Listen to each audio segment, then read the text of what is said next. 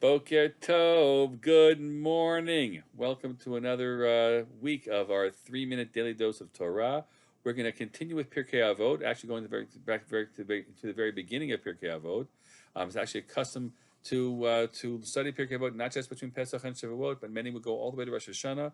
So we're going to pick it up back in the first chapter this week with the opening Mishnah, which talks about the Shalshelet of Masorah, the tradition that was passed on from Moshe to others.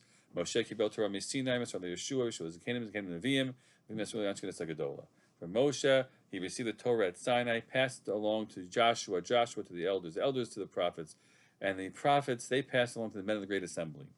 Here we're talking about seemingly not the written Torah, which was understood, you didn't need this to be taught that. The Torah scroll came down that way, but rather the oral tradition. And here in Pirkei Avot, we're being told that much of the, not just the strict halachic factors that you'll find throughout the rest of Shas, were conveyed from Moshe, the concepts already and rules of learning them, but also our moral and ethical and advice for how we lead our lives also has its roots not just in the rabbinic creativity, which it does, but really in the teachings from Moshe and Sinai. So the first of these teachings, the first one we'll look at today, you should be deliberate in judgment. What does that mean, Here I'll share with you the teaching of first of the Rambam and then the Bartanura. This is what the Rambam has to say. The Rambam is read as follows. You should delay until the final decree is made. And don't paskin it, and don't decide the case quickly. Ad shivinuhu, until you really have understood it. Because you might find and that as you give yourself a little bit more time, new things will be revealed that were not revealed at the beginning of your thinking.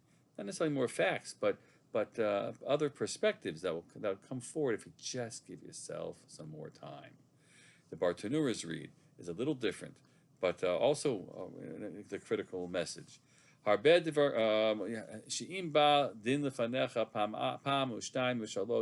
a matter has come to you one time, two times, three times, so you're like, yeah, I know this. Yeah,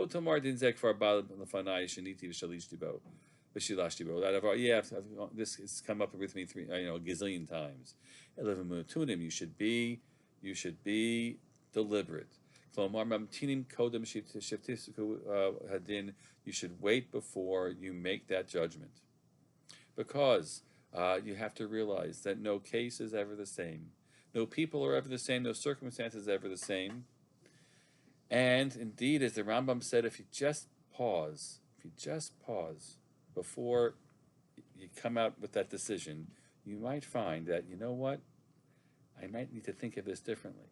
And this is true if you are serving as a dayan, as a judge, as perhaps these were literally talking about in a court. But it's also true about ideas that you have, opinions that you've reached, that you maybe should stop and say, I need to think about this again. Maybe I'm wrong. And only with deliberation, with giving yourself some time, with saying, I'm not going to give my answer today, or I'm not going to draw my conclusions today, I'm going to sleep on it, think on it, give myself more time.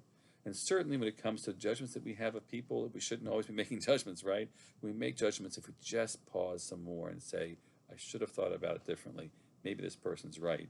So much good will come from metunim badin, from being slow and deliberate in our decision making.